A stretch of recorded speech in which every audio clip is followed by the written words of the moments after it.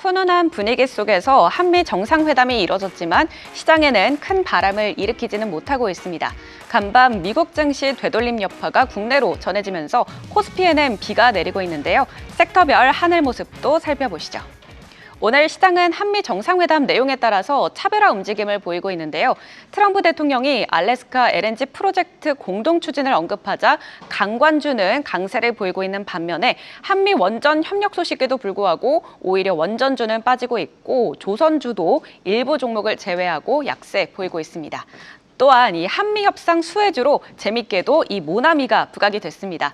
저도 오늘 이 모나미 펜을 들고 나왔는데요. 한미 정상회담 자리에서 트럼프 대통령이 이재명 대통령의 서명용 펜을 칭찬했고 이 대통령이 그 자리에서 선물을 했다고 합니다. 그 펜이 모나미 제품이라는 추측이 나왔고 또 K펜에 대한 기대감이 커지면서 모나미의 주가가 장 초반에 20% 넘게 급등을 했는데요.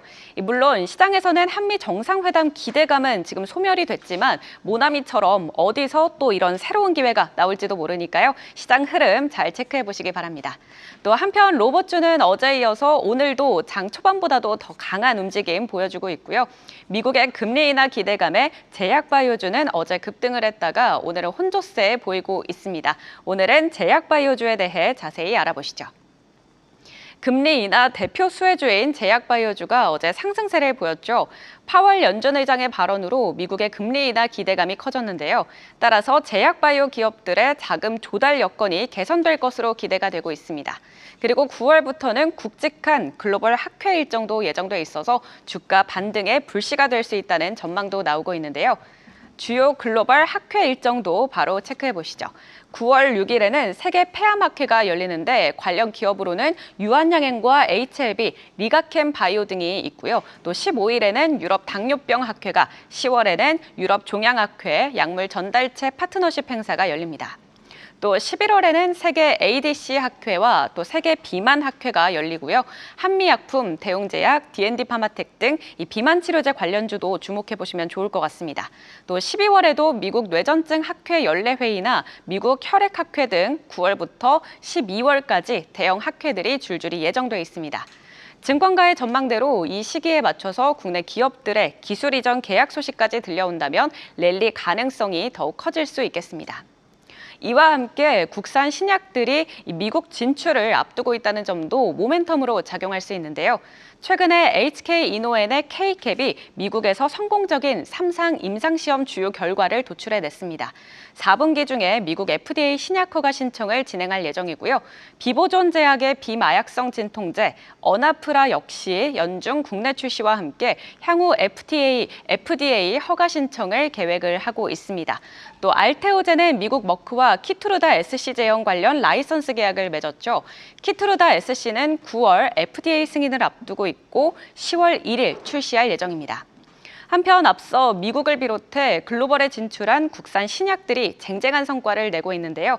SK바이오팜의 세노바메이트는 이번 2분기 기준 미국 매출이 처음으로 1억 달러를 돌파했고 또 유한양행의 렉라자는 리브리반트 병용요법으로 FDA 허가를 받기도 했습니다. 자, 그렇다면 증권가에서는 바이오 산업을 어떻게 바라보고 있을까요? NH투자증권은 투자 의견을 긍정으로 유지를 했습니다. 그러면서 이번 주 국내 바이오텍의 주요 데이터가 발표될 것으로 보고 있는데 특히 ABL 바이오는 그랩바디 플랫폼 기반 파킨슨 치료제가 처음으로 발표될 예정인데 그 결과에 따라서 추가 딜 기대감이 확대될 수 있겠고요. 리가켄 바이오와 알테오젠, 펩트론 등 대형 바이오텍의 연내 추가 기술 수출 계약 가능성도 주목하자고 전했습니다. 그리고 4분기부터는 코스피 제약사 약세로 강세로 전환할 것으로 예상을 하고 있습니다. 또 하나증권도 마찬가지로 8월이 오히려 매수 기회일 수 있다고 조언하고 있습니다.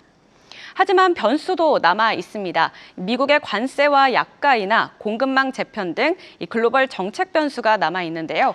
다만 트럼프 행정부의 의약품 관세 발표는 9월로 연기가 됐고 초기에는 15% 수준일 것으로 예상되고 있습니다. 미국의 생물보안법 재추진으로 한국 CDMO 기업들에게는 유리할 수 있게 작용할 수 있겠다라는 기대감도 나오고 있고요. 하지만 문제는 이 미국의 약가 인하 정책입니다.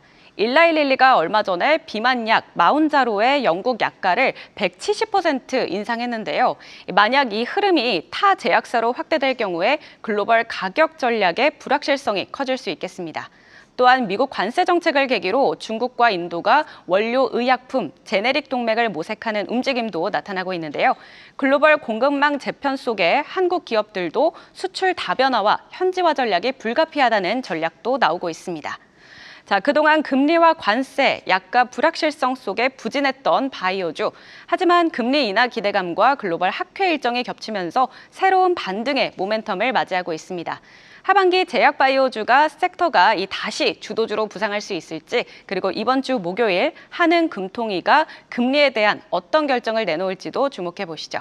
지금까지 투자 일기예보 전해드렸습니다.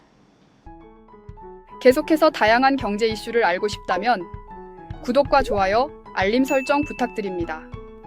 AI 캐스터 권미정이었습니다.